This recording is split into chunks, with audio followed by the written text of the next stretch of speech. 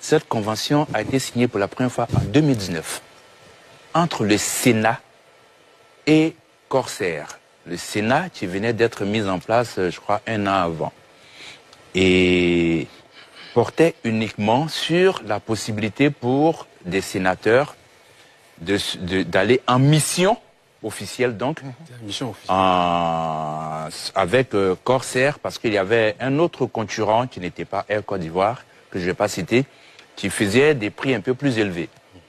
Donc, au départ, c'est une convention signée par Jeannot Ahoussou-Kouadio pour permettre à l'État de Côte d'Ivoire de faire des économies.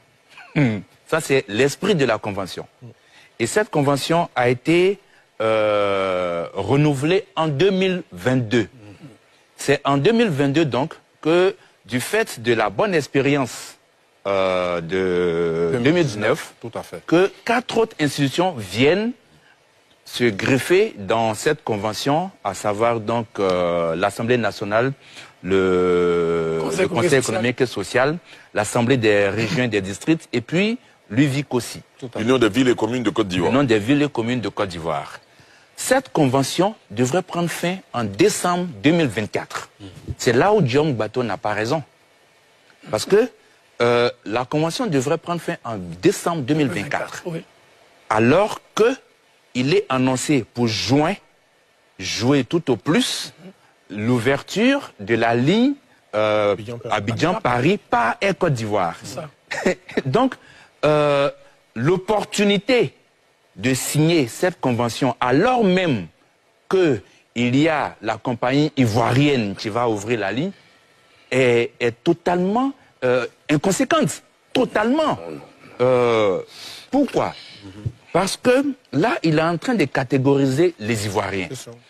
Il y a d'un côté ceux qui ont la capacité de se faire évacuer pour des pathologies dont on n'a pas de traitement, à notre grande honte d'ailleurs, parce que quand on finit de dire tout ça, IDH, on a construit ça, on a fait ça, on a fait ça, on a fait ça, et puis quelques minutes après on dit qu'il y a des pathologies qui ne sont pas prises en compte en Côte d'Ivoire, pour lesquelles le paysan de Bengassou, pour lequel le planteur de Zoukoubeu, et pour non, qui n'ont pas la possibilité d'entrer dans ce partenariat, il y a un problème éthique qui se pose. Et c'est choquant. Voilà. Maintenant, qu'est-ce qu'il faut savoir? Ce qu'il faut savoir, c'est que, à titre personnel, j'ai consulté au moins 2 de ces conventions. Nulle part, dans ces 2 conventions que j'ai consultées, nulle part il n'est fait état de facilité pour l'hôpital américain de Neuilly-sur-Seine. Nulle part. Donc, quelle est ma théorie?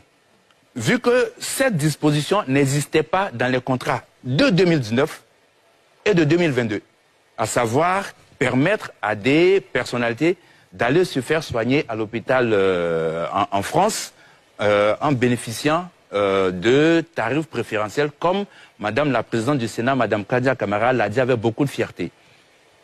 Ma théorie est que, étant donné que cette disposition n'existe pas dans le contrat que j'ai consulté, en tout cas pour au moins 2 institutions, ça veut dire qu'il y a un avenant personnel que la présidente a négocié. C'est une théorie. Non, j'ai consulté au moins 2 conventions, il n'y a pas ça. Il n'y a pas cette affaire de hôpital de Paris dans la convention. Et par mesure de transparence, nous, on va le publier mardi dans le journal. Très bien. Voilà. Donc, il y a un problème. Il y a un problème non seulement d'éthique, il y a un problème de patriotisme, mais il y a un problème de manque de transparence. Et ça, c'est choquant.